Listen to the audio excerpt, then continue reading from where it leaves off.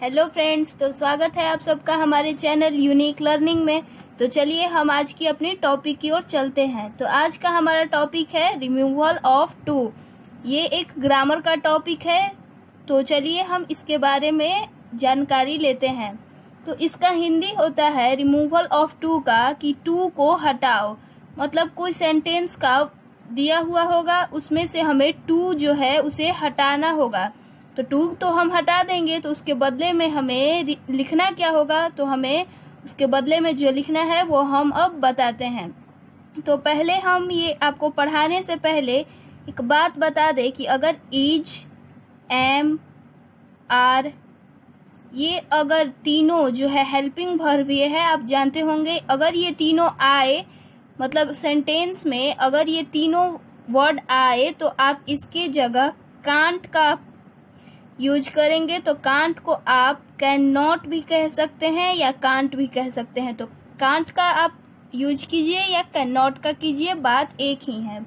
और अगर आपके सेंटेंस में वॉज वर आए, तो आप यहाँ कुडंट का यूज कीजिए, कुडंट यूज कीजिए या कुड नॉट यूज कीजिए। तो ये दो चीज जो है वो आपको याद रखनी होगी कि अगर सेंटेंस में is, am, are helping verb में आए तो वहाँ हमें चेंज करना होगा उसे कांट, और वॉज वर आए तो हमें कुडंट या कुड नॉट चेंज करना होगा। तो रिमूवल ऑफ टू का हमने हिंदी बताया कि टू को हटाना। तो चलिए हम अपने क्वेश्चन 1 से स्टार्ट करते हैं।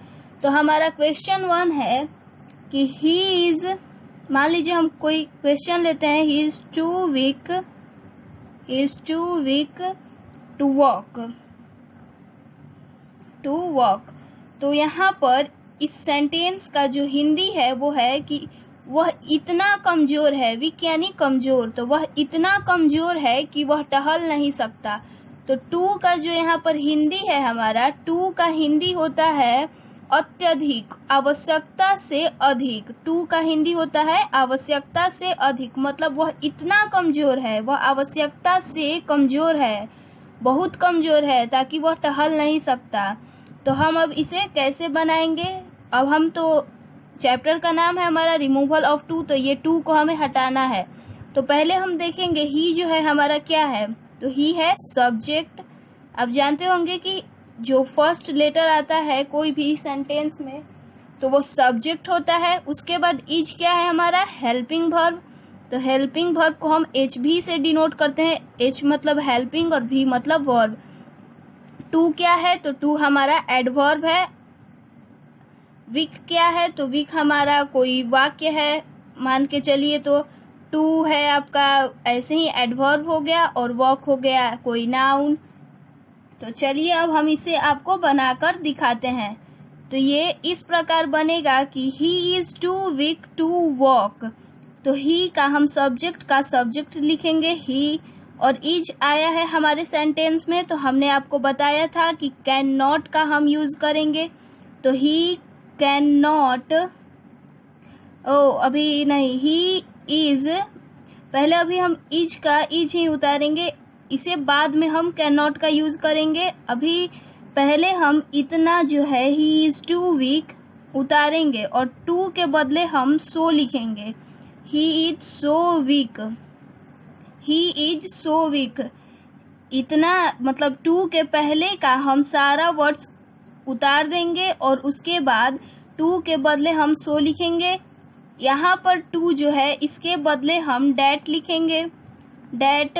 उसके बाद यहाँ का ही जो है हम ही उतारेंगे, और फिर हम इज को देखेंगे। तो इज के बदले हम कैंट लिखेंगे, क्योंकि हमने बताया था कि इज, एम, आर आएगा तो कैन नॉट का यूज करना है, तो हम कांट लिखेंगे या कैन नॉट भी लिख सकते हैं, कांट वॉक।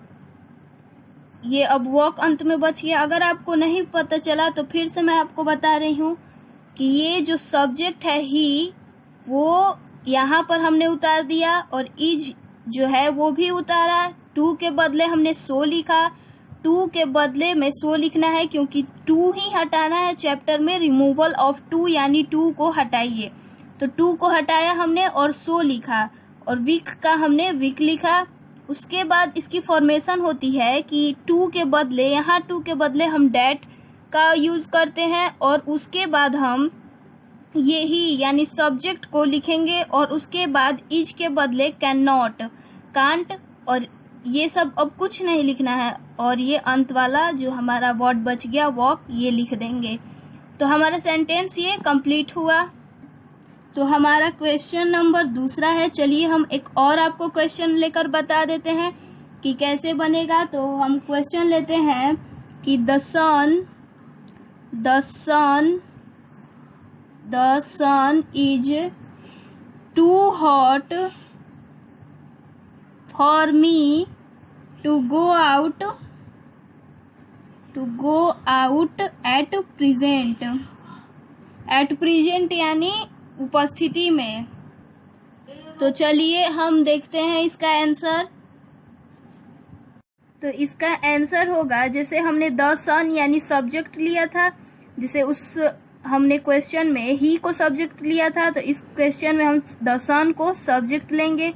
इज जो है हमारा हेल्पिंग वर्ब है, टू जो है एडवर्ब है, उसके बाद यहाँ फॉर भी हमारा कोई ना कोई ग्रामर है, यानी फॉर जो हमारा है ये प्रोनाउन है, मी है ये भी प्रोनाउन है, टू है एडवर्ब है, ऐसे ही सारा एट है प्रीपोजिशन है, सारा हमारा कुछ ना कुछ पार्ट्स ऑफ स्पीच के काइंड्स का है। तो हम इसका आंसर बनाएंगे, जैसे हमने उसमें आपको बताया था कि ही है तो ही ले लिया, वैसे इसमें द सन है तो हम यहाँ द सन ही लेंगे।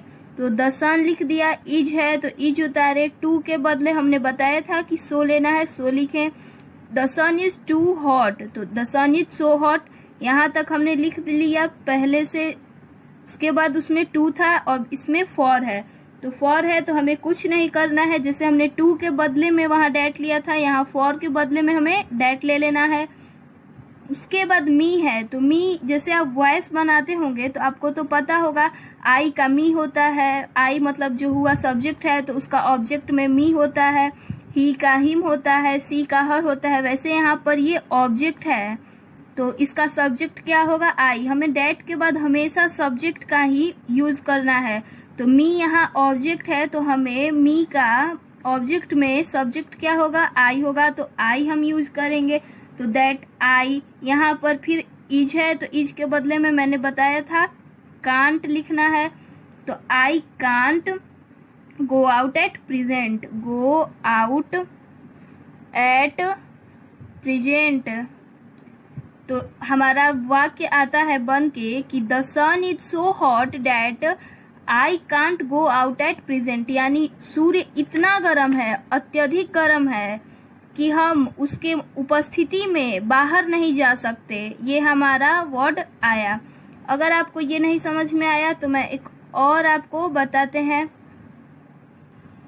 तो यहाँ पर एक हम क्वेश्चन लेते हैं। क्वेश्चन है हमारा सी इज टू साई, वह अत्यधिक शर्मीली है। साई यानी शर्मीला, मतलब जिसको ज्यादा शर्म आता है उसके लिए हम साई का यूज करते हैं। तो she is too shy to ask for help. यहाँ आपका टू भी हो सकता है, फॉर भी हो सकता है, तो कुछ भी हो सकता है। तो यहाँ साई यानी शर्मिला, वह इतनी शर्मिली है, वह आवश्यकता से भी अधिक शर्मिली है कि वह हेल्प के लिए पूछ नहीं सकती। तो इसका हम बना देंगे, सी का हम सी लिखेंगे। हम टू यानी यहाँ पर टू आया है, टू से पहले का हम सारा वर्ड लिख लेंगे। अगर कभी भी सेंटेंस में टू आ जाए, फॉर आ जाए, उससे पहले सारा वर्ड लिख देंगे। तो सी इज, टू के बदले हम सिर्फ यहाँ सो लिखेंगे, और shy, she is so shy, to के बदले हम लिखेंगे that, she is so shy. अब हमने डैट लिख लिया, तो डैट के बाद हमें सब्जेक्ट का यूज करना है। तो डैट, सी के बदले हम क्या लिखेंगे, सी तो सब्जेक्ट है तो सी के बदले हम सी ही लिखेंगे, ऑब्जेक्ट रहता तब ना चेंज करते हैं। तो दैट सी, फिर इज है तो इज के हम इज के जगह पर कांट लिखेंगे, तो she can't, she can't ask for help, ask for help, ask for help. तो ये हमारा बन के आता है she is so shy that she can't, और ये इधर का हम सारा वर्ड लिख देंगे आस्क फॉर हेल्प। तो हमारा यही आंसर आता है। तो चलिए फ्रेंड्स, इसी के साथ मैं अपने वीडियो को एंड करती हूँ। उम्मीद है कि आपको ये वीडियो अच्छी लगी होगी। अगर आपको ये वीडियो अच्छी लगे तो अपने दोस्तों के साथ ज़्यादा से ज़्यादा शेयर करें और मेरे वीडियो को लाइक करना ना भूलें। अगर आपको कुछ इस टॉपिक के बारे में नहीं पता है तो मुझे कमेंट में ज़रूर बताइए और मुझे कमेंट में बताइएगा कि मेरी वीडियो कैसी लगे। Thanks for watching my video.